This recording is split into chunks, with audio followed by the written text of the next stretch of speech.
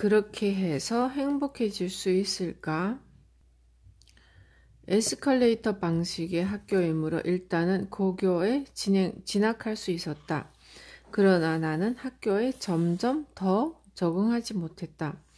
고등학교의 수업은 갑자기 난이도가 높아졌고 대학 입시에 관한 이야기 일색인 동급생의 대화가 내게는 외계의 언어처럼 들렸다. 싫다고 생각하니 점차 공부할 마음도 사라져 도저히 수업을 따라갈 수 없을 지경이 되었다. 학교에 가기도 싫었고 그러자 이불 속에서 꼼지락거리는 시간이 길어지면서 등교 시간이 점점 늦어졌다. 결국에는 집 밖으로 발걸음을 떼기조차 싫어졌다. 히키코모리의 시작이었다. 히키코모리는 6개월 이상 방에 틀어박혀 완전히 사회와 연을 끊고 사는 사람들. 이런 식으로 살면서 본전이나 찾을 수 있을까? 이렇게 혼잣말을 하다가 나는 망연자실했다. 무엇에 대해 본전을 찾는단 말인가? 할아버지가 설계한 인텔리 노선은 실현 불가능하다는 것이 분명해진 지금 그 이외의 설계도가 내게는 존재하지 않았던 것이다. 본전이고 뭐고 간에 지금 무엇을 해야 좋을지도 나는 알 수가 없었다. 부모님은 아무 말도 하지 않았다. 자식을 믿어주는 게 부모의 사랑입니다. 사이토시로부터 그런 가르침을 받았기 때문이다. 부모님의 호의적인 눈에는 내 자식만 수업을 따라가지 못하는 것은 아닐 것이다. 백보양보해서 그게 사실이라 해도 열심히 공부만 하면 될 것으로 보였으리라. 하지만 학교에도 안 가려고 한다는 사실은 도저히 이해하기 어려우신 듯 했다. 그러나 부모님은 나를 그냥 내버려뒀다. 학교는 가고 싶을 때 가면 돼. 엄마 아빠는 너를 믿는다. 이렇게 말했을 뿐이었다. 마음이 아팠다. 부모님께 걱정을 끼치고 있다는 것을 알고 있었고 그런 자신이 참을 수 없을 만큼이었다. 내가 고등학교에 들어갈 무렵 어머니는 회사를 세우고 사장이 되었다. 매출은 급상승 곡선을 그리고 있었고 규모가 커진 만큼 문제도 많아졌지만 사이토시의 말에 공감한 어머니는 늘 즐거운 마음으로 일에 임했다. 몸이 아파도 언제나 미소를 잃지 않았다. 기분 전환 삼아나도 어머니의 일을 거둔 적이 있었는데 짐을 싸서 발송하고 컴퓨터에 고객의 데이터를 입력하는 일이었다. 그러나 나는 웃는 얼굴로 일할 수가 없었다. 어머니처럼 잘 나가는 사람이 내 기분을 알 리가 있나? 내 머릿속은 온통 원망으로 가득 차 있었다. 고교 2학년 중반이 되자 학교 측에서는 더 이상은 봐줄 수 없다며 퇴학에 관한 이야기가 나오기 시작했다. 학교에서 여러 차례 호출이 왔고 진로 지도 선생님은 대학에 안 가면 세상을 살기가 고달파진다는 이야기를 지루하게 반복했다. 세상은 학력사회다. 어떤 대학에서 어떤 인맥을 쌓느냐에 따라 내 미래가 달라진다. 그러니 어떻게 해서든 좋은 대학에 가야 한다. 그리고 대학 입시 자격을 얻기 위해서는 고교 과정을 마쳐야 한다. 라고 말했다. 대학은 안 가겠다고 하자 우리 학교에서 대학에 가지 않는 학생은 없으니 그건 안 된다고 했다. 진퇴양난이었다. 누구와도 얼굴을 마주치고 싶지 않아서 하루 종일 이불을 뒤집어 쓴 채 잠만 잤고 가족은 물론 이웃과도 부딪히기 싫어서 한밤중에 몰래 방을 빠져나가 편의점에서 도시락을 사 먹고 공원에서 멍하니 앉아 있다가 정처 없이 길을 걸어 다녔다. 어느 날 밤 고픈 배를 안고 집을 나선 나는 24시간 영업하는 패밀리 레스토랑 앞에서 사이토시와 맞닥뜨렸다. 나는 히키코모리 생활을 하고 있다는 것은 양친을 통해 내가 히키코모리 생활을 하고 있다는 것은 양친을 통해 사이토시도 알고 있을 터였다. 하지만 사이토시는 아무 말도 하지 않았다. 그는 그런 사람이었다. 찾아가면 반드시 응답해주지만 함부로 상대의 영역에 발을 들여놓는 행동은 절대 하지 않았다. 사이토 씨와 얼굴을 마주한 건 중학교 때 이야기를 들으러 찾아간 이래 실로 오랜만이었다. 사이토 씨는 내게 예의 푸근한 미소를 지어 보이며 패밀리 레스토랑 안으로 들어갔다. 따라오라는 말도 없었고 내가 어떻게 할 건지 알고 있는 듯 했다. 사이토 씨와 이야기를 하고 싶다. 하지만 무슨 이야기를 해야 하나? 이런 나를 사이토 씨는 어떻게 생각하고 있을까? 나는 잠시 꼼짝도 하지 않고 망설였다. 하지만 얼마 안 있어 나는 무언가에 이끌려 가듯이 비틀비틀 패밀리 레스토랑 안으로 들어갔다. 단골 찻집이 문 닫을 시간이 되면 사이토 씨는 패밀리 레스토랑으로 이동하곤 했는데 여기서는 책을 읽지 않고 주로 일을 했다. 그날 밤도 사이토 씨는 무언가를 고심하면서 펜을 놀리고 있었다. 앉으라는 말도 없었고 내가 멋대로 앞자리에 앉은 후에도 사이토 씨의 숙고는 계속되었다. 뭘 하고 계세요? 기다림에 지친 내가 무심코 말을 걸자 사이토 씨는 종이를 세워서 보여주었다. 그것은 어머니의 회사에서 배포하는 광고지의 원안이었다. 찻집 사람들도 일을 시작하기는 했지만 모두 아직 변변한 가게 하나 없는 창립 초기였다. 제자들을 위해 사이토 씨는 종종 광고지나 포스터를 만들어 주었는데 그날도 직접 아이디어를 내고 문서를 작성하고 있었던 것이다. 내 눈앞에 탁자에서 마루칸의 캐치프레이즈가 탄생하고 있었다.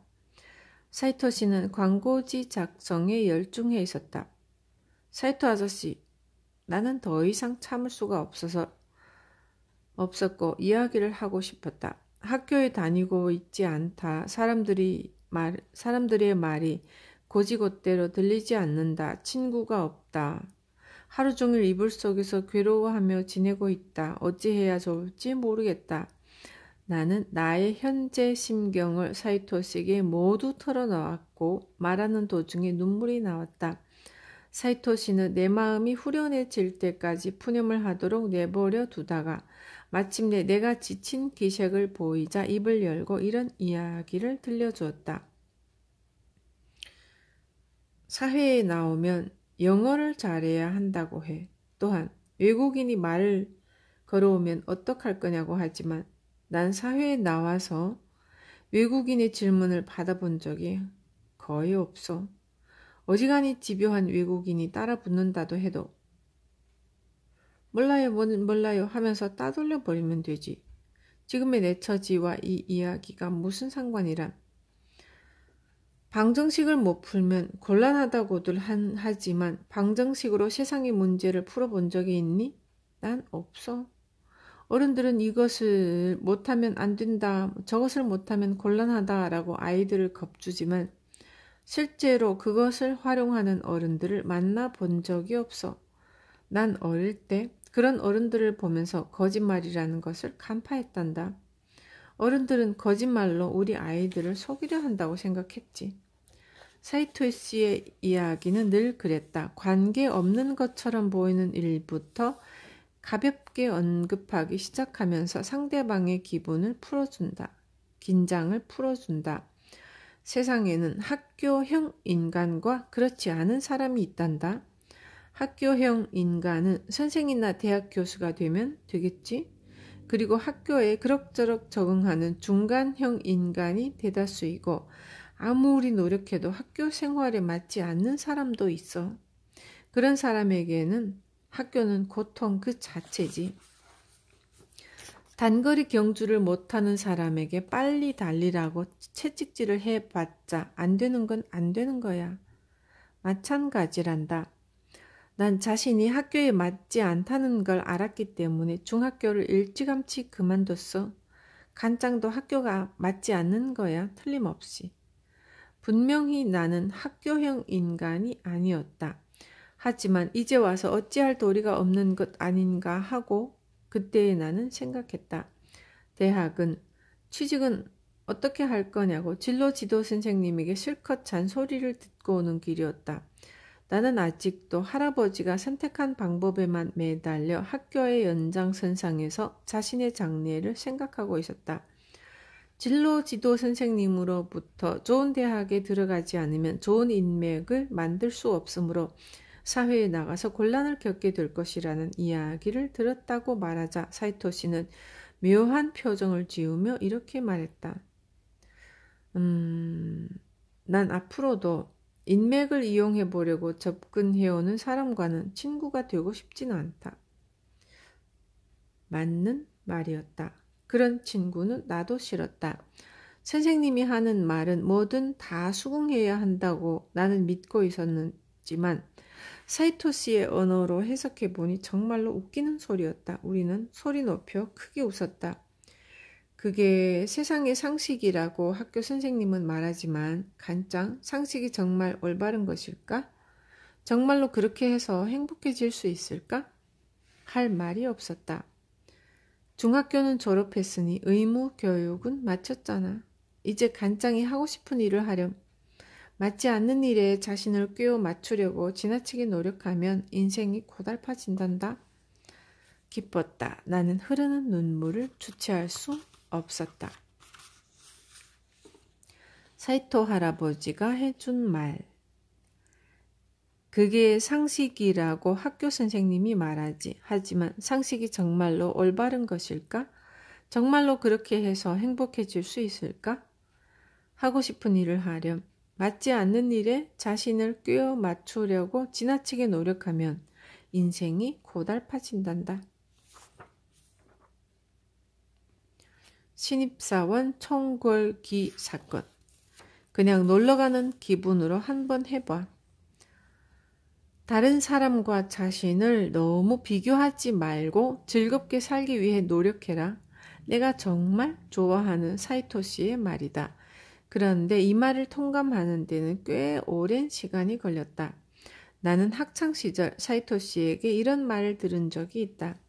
인간은 이상한 암시를 받고 있는 경우가 많은데 거기서 어떻게 자신을 해방시키는가가 행복의 관건이란다. 난 왜 안 될까? 어째서 아무도 날 알아주지 않는 거지? 등과 같이 무심코 부정적인 사고를 하게 되는 것은 어린 시절부터 부모나 주위 어른들이 넌 안 돼. 무슨 말도 안 되는 소리를 하는 거야. 등과 같은 소리를 수없이 해왔기 때문이라고 사이토시는 말한다. 부정적 사고의 암시를 받은 것이다. 같은 말을 오랫동안 반복해서 들으면 머릿속에 박히게 된다. 일종의 세뇌라고도 할 수 있다. 어른이 되어서도 아버지도 평범한 월급쟁이니 나 역시 별 볼 일 없는 삶을 살겠지? 나 같은 게 독립을 할 수 있겠어? 꿈도 꾸지 마. 등과 같이 자신을 부정하며 마이너스 의식을 덧칠해 나가면 제자리에 주저앉아서 아무것도 실행에 옮기지 못하게 된다. 젊은이들이 그런 식으로 부정적 사고로 무장하게 되는 것이 참으로 안타깝다고 사이토시는 한숨 지었다. 자신을 부정하면 결국은 운명을 저주하거나 타인에게 책임을 전가할 수밖에 없지. 그렇게 되면 자신에게도 긍정적 에너지가 돌아오지 않아. 만일 마이너스 사고로 암시를 받아왔다면 이번에는 반대로 해보는 거야. 플러스 화법을 반복해서 뇌에다 다시 플러스 사고의 주문을 넣는 거지. 스스로 자신의 뇌에 플러스 사고를 주입하라는 것이다. 신세 한탄을 할 시간이 있으면 시간 낭비하지 말고 즐겁게 살기 위해 열심히 노력하는 편이 득이란다. 나는 상인이고 진짜 후배 상인들이 많이 나와 주었으면 하니까 아무래도 상인을 예로 들게 되는데 어떤 일이든 마찬가지란다. 일뿐 아니라 삶의 방식도 그렇지. 결국 중요한 건 사고방식이야. 무슨 일이든 나쁜 쪽으로만 생각하는 사람들이 많은데 허구한 날 푸념만 하고 있으면 좋은 일이 생기겠니? 그것은 학창시절 무력하게 주저앉아 있던 나에 대한 사이토시 나름의 격려이기도 했다. 좋은 학교에 가지 않으면 안 된다. 좋은 대학에 들어가지 않으면 안 된다. 주위에서 후렴구처럼 들려오는 소리에 부응하지 못한 나는 스스로에게 나는 안 된다라는 최면을 걸고 있었다. 내가 낙오자가 된 것은 좋은 학교만을 고집한 할아버지 탓이다. 학교에 등장하지 않는 것은 내 탓이 아니다 하며 원망 섞인 마이너스 사고로 단단히 무장하고 있었다. 심야의 패밀리 레스토랑에서 사이토 씨의 이야기를 듣고 나서부터는 나 자신을 조금은 해방시킬 수 있었다.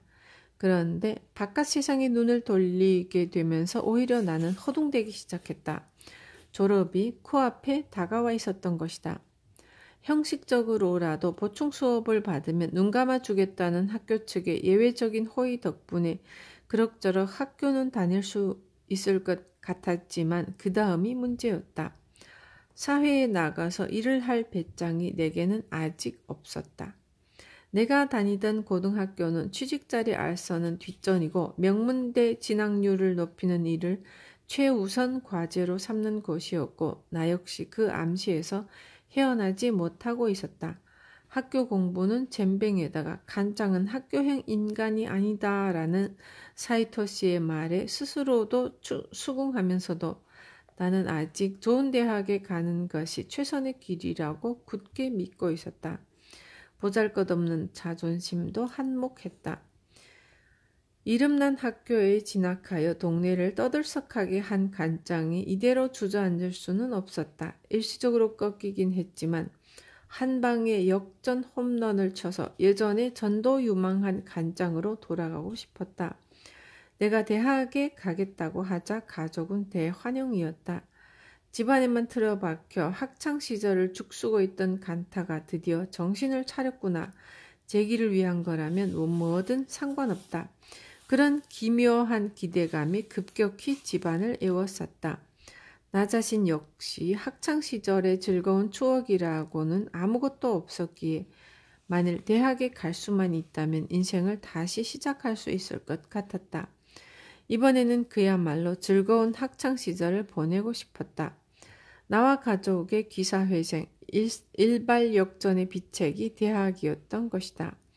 나는 인류 국립대학에 응시하고 싶었으나 냉정히 생각하면 아니 생각할 필요도 없이 금세 알 수 있는 일이었다. 중고교에서 공부 한자 제대로 한 적이 없어 단번에 합격될 리가 없었다. 아니나 다를까 대학 쪽에서 날 피해 달아났다. 대학 입시센터에 시험을 치고 국립대학의 원서를 내려 우체국에 갔더니 창구의 누나가 이렇게 말했다. 저 국립대학의 원서 접수는 벌써 끝났습니다. 안 돼 하고 외마디 비명을 지르고 싶었지만 나는 바보였다. 고민은 오래전부터 했으면서 왜 그런 중요한 사항을 확인조차 안 하다니. 사립대학에는 원서를 내지 않았다. 그때의 어리석음을 어떻게 설명해야 할까? 아무리 냉정하게 생각해 봐도 어째서 그런 말도 안 되는 실수를 저질렀는지 지금도 잘 모르겠다. 수없이 실패를 겪으며 살아온 나지만 이 원서 미제출 사건은 어떻게 설명해 볼 도리가 없었다. 아무튼 이것은 내 생애 최악의 희귀한 사건 5에 들어간다. 남은 것은 재수학원이었다. 재수까지 하게 되다니. 솔직히 나는 두려워지고 그때 이미 재수가 아니라 삼수 사수를 예상하고 있었다는 것이 지금 생각해도 정말 한심하다. 대학으로 탈출을 감행하려 했던 나는 너무나도 간단한 꿈이 좌절되는 바람에 다음 수순을 고려해 볼 기력도 남아있지 않았다. 하지만 정말로 가여운 것은 내가 아니라 가족이었다. 대학에만 들어가면 어떻게든 잘 될 거라고 간타의 인생 초기화 계획에 부모님과 할아버지는 한가닥 희망을 품고 있었던 것이다. 그런데 가족의 소중한 아들 간타는 또한 시작도 해보기 전에 실패하고 말았다. 나를 포함한 가족 모두가 넋을 잃을 수밖에 없었다.